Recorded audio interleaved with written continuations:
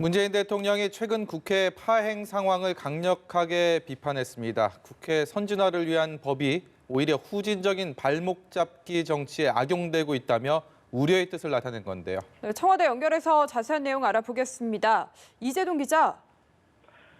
네, 문재인 대통령은 오늘 청와대에서 열린 수석 보좌관 회의에서 여야 대치 속에 정기국회가 파행하고 있는 현 상황에 대해 대단히 유감스럽다고 밝혔습니다. 특히 파행으로 일관한 20대 국회는 민생보다 정쟁을 앞세우고 국민보다 당리당략을 우선시하는 잘못된 정치로 정상적인 정치를 도태시켰다고 말했습니다. 문 대통령은 무엇보다 자유한국당의 무차별 필리버스터 신청으로 민식이법 등 민생 법안조차 통과되지 못하고 있는 상황을 강도 높게 비판했는데요. 국회 선진화를 위한 법이 오히려 후진적인 발목 잡기 정치에 악용되는 현실을 우려하지 않을 수 없다고 언급했습니다. 또 국민을 위해 꼭 필요한 법안들을 정치적 사안과 연계해 흥정거리로 전락시키는 것은 있을 수 없는 일이라며 부모들의 절절한 외침을 무겁게 받아들여야 한다고 강조했습니다.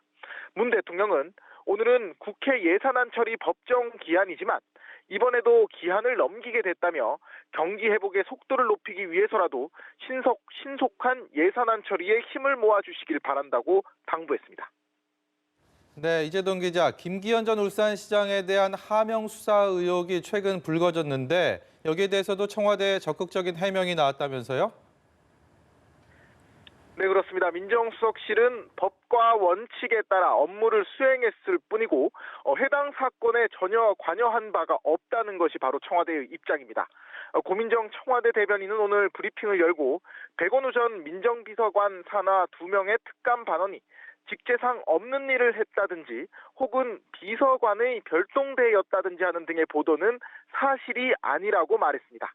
또 당시 특수관계인 담당을 했던 두 분은 법과 원칙에 따라 업무를 수행했다며 울산시장 첩보 문건 수사 진행과는 일절 관련이 없다고 강조했습니다. 고 대변인은 2018년 1월 민정비서관실 주관으로 행정부 기관 간 이해 충돌 실태를 점검하는 과정에서 감찰반원 2명이 울산 고래고기 사건에 대한 현장 대면 청취를 담당했을 뿐이라고 밝혔는데요. 고 대변인은 이어 어제 숨진 채 발견된 전 특감 반원에 대해 고인의 명복을 빈다며 업무와 관련된 과도한 오해와 억측이 심리적 압박으로 이어진 게 아닌지 숙고하고 있다고 말했습니다. 고 대변인은 또 어떤 이유에서 그런 극단적 선택을 할 수밖에 없었는지 그 이유가 낱낱이 밝혀져야 할 것이라고 강조했습니다.